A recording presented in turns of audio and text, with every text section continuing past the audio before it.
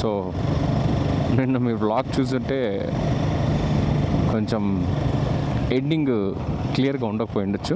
ఎందుకు అంటే మా ప్లాన్ ప్రకారం జలాంధర్ టు శ్రీనగర్ మేము స్ట్రెచ్ చేద్దాం అనుకున్నాం నిన్న ఒక 430 కిలోమీటర్స్. కానీ ఏమైందంటే 140 కిలోమీటర్స్ ముందు ఇది ఉదంపూర్ క్రాస్ అయిన ఒక 10 కిలోమీటర్స్ అనుకుంటాం, మేబీ 20 కిలోమీటర్స్లో డైవర్ట్ చేసేసారు. ఫస్ట్ మేము ఏమనుకున్నామంటే ల్యాండ్ స్లైడ్ వల్ల, రోడ్ కన్స్ట్రక్షన్ వల్ల 1 వేలో పంపిస్తున్నారేమో మేము కొంచెం రైట్ తీసుకున్నాం. మళ్ళీ ఇంకో అతను ఇంకా కొంచెం కిందకి డైవర్ట్ చేసేసాడు. ఓకే, మేము ఆ రోడ్డు క్లోజ్ అయిందేమో, వేరే రోడ్లో పంపిస్తున్నారు అనుకో, మేము వచ్చేసాం. మళ్ళీ ఏమైంది, ఫైనల్గా గెస్ట్ హౌస్ల దగ్గరికి పంపిస్తున్నారు మమ్మల్ని. మాకు అర్థం కాలేదు గెస్ట్ హౌస్ల దగ్గరికి ఎందుకు పంపిస్తున్నారా అని. మేబీ అటు సైడ్ రూట్ ఉందేమో అనుకున్నాం. ఓకే ఫైన్, అక్కడి వరకు వెళ్ళాం. అక్కడికి వెళ్తే అప్పుడు చెప్తున్నారు అసలు అప్పటి వరకు ఎవరో కూడా ఇలాగా. యాక్చువల్ ఇన్ఫర్మేషన్ ఏంటంటే శ్రీనగర్కి ఈ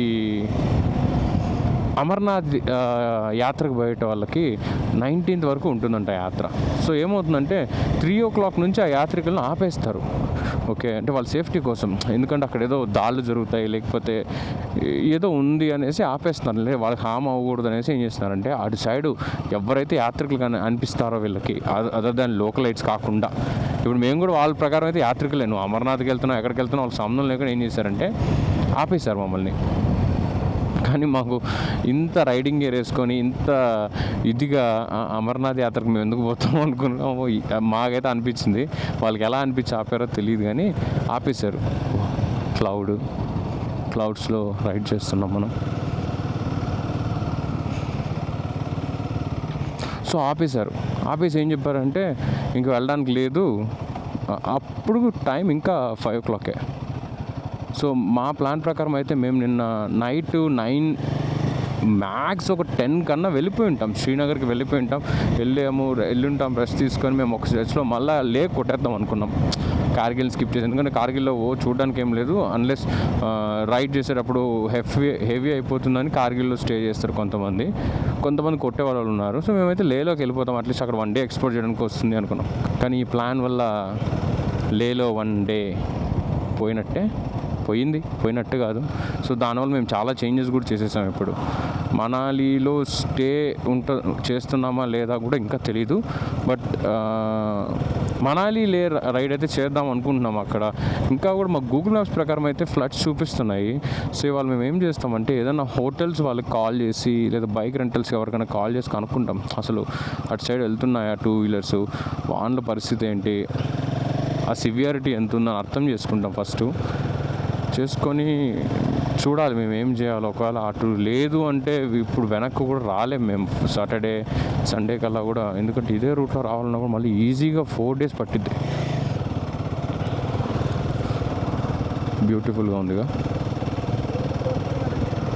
సో దానివల్ల మేము స్టక్ అయిపోయాం. ఇప్పుడు మా ప్లాన్ ప్రకారం ఏంటంటే ఇవాళ 140 kilometers ఇక్కడ నుంచి శ్రీనగర్కి. ఓకే, మేబీ ఒక 5 hours, ఒక 5 hours పడుతుంది అనుకోండి. అదొకటి. దాని తర్వాత కొంచెం షాపింగ్ చేయాల్సి ఉంది, ఎందుకంటే మా దగ్గర జెర్రీ క్యాన్స్ కూడా సరిపడా ఏం లేవు. అవైతే మా పర్పస్ని సర్వైవ్ అయితే చెయ్యవు, ఎందుకంటే అక్కడ పెట్రోల్ ఏంటి బ్లాక్లో దొరుకుతుంది అని చెప్పారు. కానీ బ్లాక్లో కొంటే మన బండి అయినా రెంటెడ్ బండి అయినా కూడా ఈ ఫ్యూయల్ ఇంజెక్టర్స్ ఏమవుతాయంటే కొంచెం కల్తీ ఉన్నాయనుకోండి అవి ఎగిరిపోతాయి. ఫస్ట్ అవి ఎగిరిపోయినాయి అనుకోండి, నేను ఏ బైక్ మీద వచ్చినా కూడా నేను ఆగిపోతా. నా బైక్లో అవ్వచ్చు, రెంటెడ్ బైక్లో అవ్వచ్చు. నాకు ఇంకొక విషయం ఏం తెలిసిందంటే, నిన్న అక్కడ ఒక తెలుగు పర్సన్ ఉన్నారు, తను భద్రాచలం నుంచి ఉన్నారు, కానీ ఎయిర్పోర్ట్లో మామూలుగా తన జాబ్ అంట, అదే ఈ సెక్యూరిటీ ఫోర్స్ వాళ్ళే. తనకి నిన్న ఇక్కడ వేశారంట, లైక్ లాస్ట్ 20 days నుంచి, లాస్ట్ 20 or 2 months నాకు గుర్తులేదు ఎందుకు వేశారంటే. అది చెప్పాను కదా, అమర్నాథ్ యాత్ర జరుగుతుంది అనేసి. ఈ 19th వరకు, August 19th వరకు అమర్నాథ్ యాత్ర ఉంది కాబట్టి 19th వరకు వీళ్ళని మల్టిపుల్ ప్లేసెస్ నుంచి తీసుకొచ్చి ఇక్కడ డ్యూటీకి వేశారు. ఈ హోమ్ స్టేస్ దగ్గర సెక్యూరిటీ ఉండడానికి, వీళ్ళని డైవర్ట్ చేయడానికి, అన్నిటికీ. సో అతను మాకు ఏం చెప్పాడంటే, నేను నిన్న వరకు కూడా అక్కడే డ్యూటీ చేశాను. నిన్నంటే మొన్న, అతని ప్రకారం నిన్న నేను అక్కడే డ్యూటీ చేశాను. యాక్చువల్లీ మేము 2 wheelers ఆపము, మోస్ట్లీ కార్స్, టెంపో ట్రావెలర్స్ ఇవి మాత్రమే మేము ఆపుతాము. 2 wheelers అయితే మేము ఆపమన్నారు. మేమైతే బ్లాంక్ మళ్ళా ఆపేశారు 7 o'clockకి. మళ్ళీ రిక్వెస్ట్ చేసుకొని బయటికి వెళ్ళడానికి లేదు. అలా అనుకొని ఒకవేళ బయటికి వెళ్ళినా కూడా మళ్ళీ రైడ్ స్టార్ట్ చేసినా కూడా 12-1 అయిపోయింది. మళ్ళీ పక్క రోజు మళ్ళీ శ్రీనగర్ నుంచి లేక అసలు ఇటు కాకుండా అయిపోయింది అనుకోండి మా పని నిన్న. సో క్లౌడ్స్ మధ్యలో రైడ్ చేస్తున్నాం మనం. ఇంకోటి మన రిజర్వ్లో పడింది, రేంజ్ కూడా 60 ఉంది. ఇక్కడ పెట్రోల్ బంక్స్ కూడా టైం ఉంది, నాకు తెలిసి 6 o'clock ఉన్నట్టుంది. సో ఎవరన్నా ప్లాన్ చేసే జాగ్రత్తగా పెట్రోల్ అయితే కొంచెం టైం అటు ఇటు అయినా పర్లేదు, ముందు రోజు నైటే ఫ్యూల్ అప్ చేసుకొని పెట్టుకోండి ఖచ్చితంగా. ఇక్కడనే కాదు, ఏ ట్రిప్కి వెళ్ళినా కూడా ఎర్లీ మార్నింగ్ ట్రిప్ స్టార్ట్ చేసేటప్పుడు ఫ్యూల్ అప్ చేసుకుందాము అనుకోవడం అయితే నాట్ సజెస్టబుల్, అన్లెస్ మీకు ఆ రూట్, ఆ పెట్రోల్ బంక్ టైమింగ్స్ కాన్ఫిడెంట్గా తెలిస్తే తప్ప.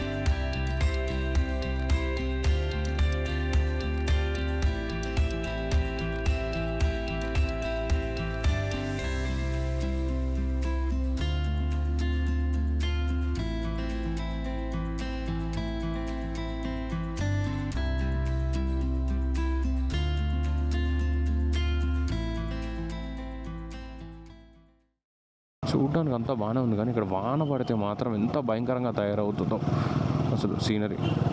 కొన్ని చోట్ల 1 way ఉంది, 2 way ఉంది, రోడ్స్ ఏం బాగాలేవు. క్లైమేట్కి బాగానే ఉంది, కానీ రైన్ పడ్డదంటే మాత్రము ఈ రోడ్స్లల్లా రోడ్ క్లియరెన్స్ పక్కన పెట్టండి, అసలు జుర్రం జారుకుంటూ పోతారు అసలు. స్పెసిఫిక్గా ఇంకొకటి క్లియర్గా చెప్తున్నా, ఈ వైట్ లైన్స్ ఉన్నాయి కదా, ఈ వైట్ లైన్స్లో మీకు తెలిసే ఉంటుంది చాలామందికి, వానప్పుడు మాత్రం అట్ ఎనీ కాస్ట్ దాని మీదకైతే వెళ్ళకండి. మీదకి వెళ్ళాలంటే క్రాస్ వెళ్ళిపోండి, కానీ ఏదైనా వెహికల్స్ ఉన్నాయనో లేకపోతే ఇంకో రీజన్ వల్ల మాత్రం దీని మీద మాత్రం రైడ్ చేయకండి. అది ఎంత స్లిప్పరీగా ఉంటుందంటే మీకు తెలియదు, దాని పరిణామాలే వేరుంటాయి.